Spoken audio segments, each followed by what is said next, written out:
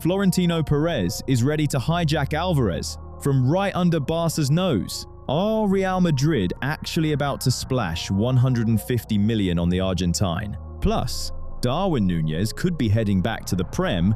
Bayern are eyeing up a move for Marcus Rashford, and we finally know what it will take for Rodri to walk away from Man City. All this and much more in today's episode. Before we get into the news, give it a like. It genuinely helps more than you'd think. Done? Let's dive straight in.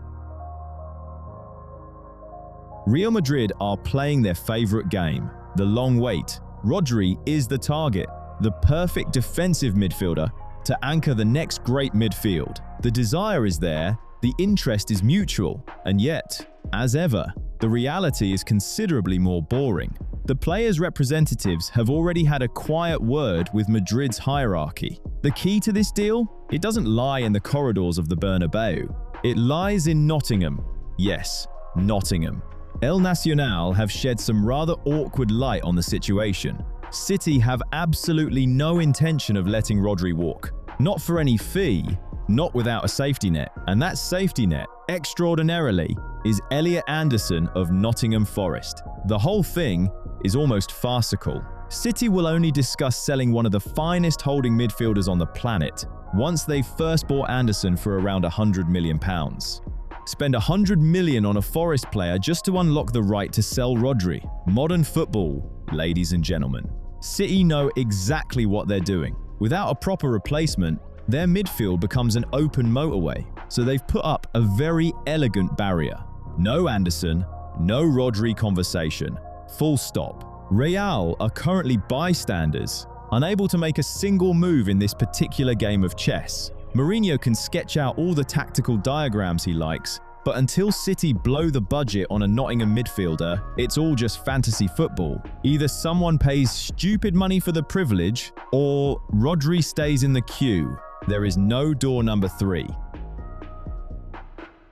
Marcus Rashford has officially become that auction lot everyone desperately wants, ideally at 50% off, with payment spread across the rest of the decade. Not long ago, we all assumed the lad had found his happy place in Catalonia. Barcelona were said to be plotting a permanent deal. Everyone was smiling. Then Laporta went and signed Anthony Gordon, and suddenly, the whole thing started to smell a bit panicked. According to Spanish outlet Sport, while Barca are busy calculating exactly how many financial levers they need to pull to keep Marcus around, Bayern Munich have appeared on the horizon. And here's the genuinely absurd bit. Barcelona have a purchase option, 30 million euros. By today's standards, practically loose change. It expires on the 15th of June, and they're not pressing it. They're holding out, hoping the market softens further. Brilliant strategy. Truly. Now, if you've been watching for ages but still haven't subscribed, you're behaving exactly like Laporta. What are you waiting for? For the subscribe button to go on sale? Don't be Barcelona. Hit subscribe and the bell right now. It's the only free option that doesn't expire. Meanwhile, the Germans are already ringing United's offices off the hook. Having missed out on Gordon, Bayern have decided to settle the score by nicking Rashford right from under Barca's noses. 30 million is nothing to Munich. The sticking point is Rashford's wages. The Germans are politely suggesting he'll need to trim his expectations somewhat if he fancies strolling round the Marienplatz. And the remarkable thing? Marcus is actually listening. At Old Trafford, they just want this whole saga over with. They need the money, ideally the moment Barcelona's priority window slams shut. Will Rashford end up a Bayern trophy? Or will he keep drifting somewhere between Barcelona and basic common sense? We'll find out shortly, as long as Barcelona can remember what actual money looks like, rather than a very creative collection of IOUs. Darwin Nunez is apparently fed up with his gilded cage in Saudi Arabia. The striker has made up his mind. He wants out of Al Hilal, where he somehow managed to lose his starting spot thanks to a brutal foreign player quota. Now, the Uruguayan wants to go back to Liverpool. A lovely redemption arc. That almost certainly won't happen. Why would Andoni Iraola want a forward who scores once every 3 full moons? Liverpool are sorted up front. Isak and Ekitike are already in the building, so nobody at Anfield is exactly setting a place at the table for Darwin. That said, he won't be sitting idle for long. Fichajes are confident other Premier League clubs are ready to roll out the welcome mat, especially if Al Hilal terminate his contract and release him for absolutely nothing. A free agent forward with solid Premier League experience? That's precisely the kind of thing that sends Chelsea's recruitment team into a frenzy. The Blues are still hunting for a striker who can actually put the ball in the net, reliably, or at bare minimum, occasionally. Raw power, relentless aggression, complete chaos. Darwin fits the eternal rebuild at Stamford Bridge like a glove. Mind you, it won't be straightforward. Newcastle are lurking. They've never had a problem with high-energy players who look like they might genuinely demolish the goal, along with the post. This summer, Nunez either proves he was written off too soon, or he becomes the definitive symbol of unfulfilled potential with an eye-watering price tag attached. Either way, the conclusion is coming. The number 9 shirt at Barcelona is officially vacant. Lewandowski has gone, leaving behind a mountain of goals and a rather terrifying hole in the center of the attack. On paper, the plan looks immaculate. Laporta pulls out the Julian Alvarez dossier, stamps it heir apparent, and starts preparing the presentation. The Argentine looks perfect for the role, presses relentlessly, scores from everywhere, and fits Hansi Flick's system like he was built for it. There's just one small detail standing between the dream and reality: sanity. Atletico want 150 million euros. The money exists at Barcelona, contrary to popular memes, but nobody there is genuinely willing to pay that figure.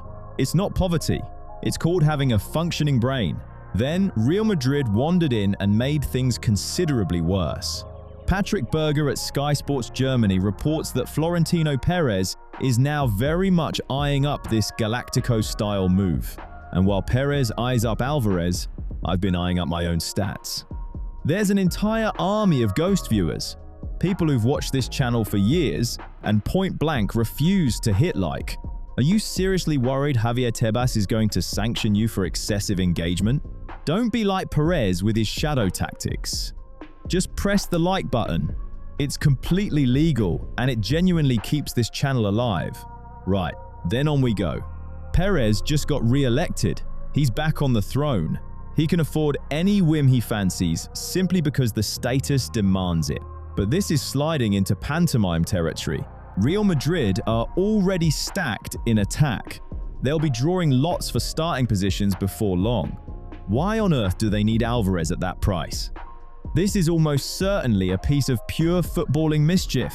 Drive up the fee, force Barcelona into either financial ruin or a quiet retreat.